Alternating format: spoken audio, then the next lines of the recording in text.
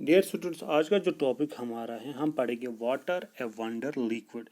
आपको मालूम है dear student, water is one of the basic necessities of life. हमारी ज़िंदगी के लिए सबसे एयर के बाद अगर हम किसी चीज़ की ज़रूरत है, नेचर रिसोर्स की, वो है वाटर की ज़रूरत है।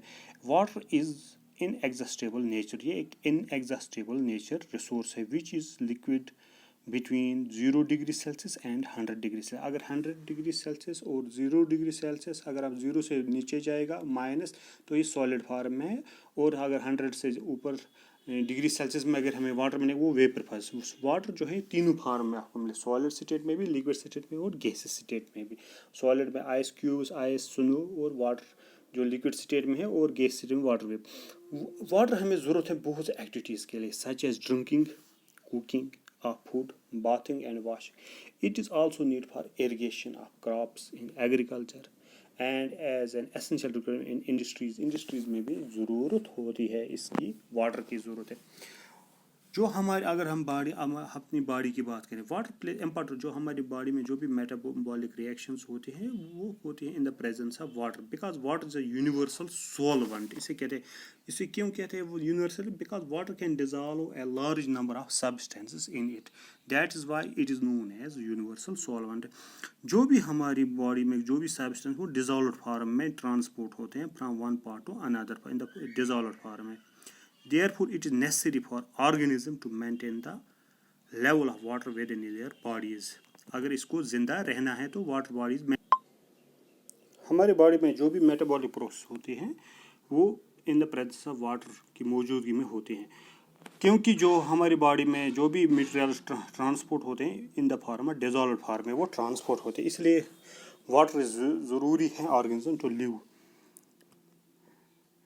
डियर स्टूडेंट्स, अगर आप देखेंगे, यू विल बी सरप्राइज्ड, 97% जो 97.5% जो प्लेनेट पे हमारे वाटर हैं, वो इन द फॉर्म, वो पीने के काबिल नहीं है, क्योंकि वो सलाइन वाटर है, नमकीन पानी। इन ओशंस में, जो सीज ओशंस में पाया जाता है, वो 97.5% वाटर वो पीने के काबिल। ओनली 2.5, सिर्फ 2.5% टोटल वाटर रिसोर्स जो हमारी दुनिया पर, अर्थ पर है, that is the fresh water. इसमें भी 2.5 में भी 2% जो फ्रोजन स्टेट में आपको पाएंगे वाटर। मेजॉरिटी जो है इसकी is found in frozen in ice caps में, जो नॉर्थ पोल या साउथ पोल या स्नो माउंटेन्स में पाया जाए। सिर्फ 0.6% water is available to support terrestrial life. सिर्फ 0.6, only 0.6 of the total water present on this planet Earth is available to us to for use as fresh water. बाकी जो है, वो जो 97% है, वो नमकीन पानी है। हम कहेंगे जो पोर्टेबल वाटर है, पोर्टेबल वाटर हम इसको कहेंगे which is fit for drinking के लिए, फिट फॉर ड्रिंकिंग उसको कहते हैं पोर्टेबल वाटर, जो वो बहुत ही कम है।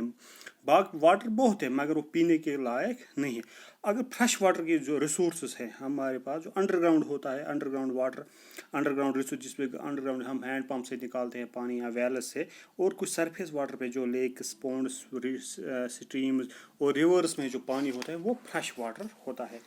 अवेलेबिलिटी जो वाटर होती है, ये डिपेंड करते हैं रीजन्स पे। किसी जगह पर ज़्यादा पानी पाया जाता है या किसी जगह पर कम। अगर आप डेजर्ट्स पे जाएंगे, वहाँ पर कम पानी पाया जाएगा, या अगर हम किसी हिली एरियाज़ में या प्लेन्स में जाएंगे, वहाँ पर पानी ज़्यादा पाया जाता है। और ये भी एक फैक्टर था, जहाँ पर ज़्यादा पानी पाया जाए, वहाँ पर ज़्यादातर जो कल्चर, जहाँ पर पानी ज़्यादा पाया जाता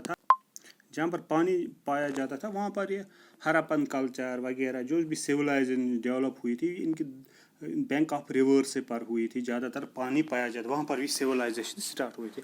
अब हम देखेंगे जो हमारी पास बहुत से टाइप का वाटर है। फॉर एग्जांपल ग्राउंड वाटर है, जब बारिश पड़ती है तो बहुत सा वाटर जो है लॉस्ट होता है, रन ऑफ होता है। इससे कुछ वाटर जो हमारी ज़मीन के अंदर चला जाता है, वो रिजर्व हो जाता है एज अ ग्राउंड वाटर, जो प्लांट्स भी इस्तेमाल करते हैं। जब हम वेल या कुछ खोलते हैं, अंडरग्राउंड वेल खोलते हैं या ट्यूबवेल खोलते हैं, हम वो बाहर निकालते हैं। इसके लिए हम ये कुछ टेक्निक्स इस्तेमाल करते हैं, रेन वाटर हार्वेस्टिंग। हम कुछ पिट्स बनाते हैं, डैम्स बनाते हैं, लैगून्स बनाते हैं, इससे हम रेन वाटर इस्तेमाल करते हैं। जब मानसून में ज़्यादा बारिश होती है इंडिया में, हम ये स्टोर करते हैं रेन वाटर, फिर ये इस्तेमाल होता है। जो रेन वाटर होता है, इससे जो रेन वाटर जो water harvesting rain water harvesting, इससे रेन वाटर ज़ाया नहीं होता इससे। और दूसरी बात क्या होती है, कंट्रोल फ्लड सैलाब भी कंट्रोल होते हैं। और ये फिर इस्तेमाल होता है जब ड्राई मंथ्स स्टार्ट होते हैं, तो हम ये अगर इस किसी जगह स्टोर किया गया है वाटर डैम्स में या किसी और जगह, तो ये इस्तेमाल होता है फॉर एग्रीकल्चर पर्पस के। इससे सॉइल एरोजन भी रुकता है। और ये था अबाउट वाटर के बारे में कुछ बातें हमने की वाटर। अब जो आपने देखा कि वाटर नेचर रिसोर्स ये बहुत ही ज़रूरी है, हम देखेंगे वाटर पोल्यूशन। इसमें अब कुछ चीज़ें होती हैं that is known as water pollution, कहते हैं इसको वाटर पोल्यूशन। वाटर पोल्यूशन जो होता है it's undesirable change in physical, biological और केमिकल क्वालिटीज ऑफ वाटर।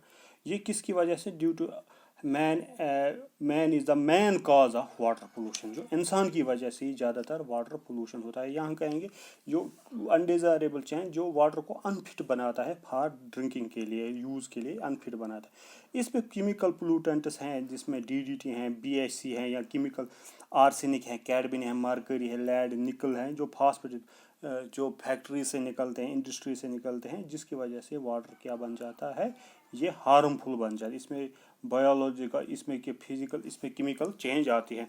और main source of water pollution क्या है, इसमें सीवेज, जो हमारे घरों से सीवेज निकलता है वो फिर ड्रेन्स में चला जाता है, जिसकी वजह से भी इंडस्ट्रियल वेस्ट से भी, सिंथेटिक सोप्स एंड डिटर्जेंट से भी वाटर क्या हो जाता है, इससे भी पोल्यूशन होती है, वाटर पोल्यूशन। फर्टिलाइजर्स हम यूज़ करते हैं, पेस्टिसाइड्स और पेट्रोलियम ऑयल जो ड्रिलिंग करते हैं, शिपिंग ऑपरेशंस में जो ज़्यादातर ओशंस के होता है, वहाँ पर जब लीकेज होता है पेट्रोलियम ड्यूरिंग सच ऑपरेशन और या एक्सीडेंट की, इससे क्या होता है, वाटर पोल्यूशन हो जाती है। पेट्रोलियम ऑयल ये, क्योंकि ये ऑयल जो होता है हल्का होता है, सरफेस ऑफ द वाटर पर रहते हैं। या हम जो भी ये पोल्यूशंस होते हैं ये हार्मफुल होते हैं।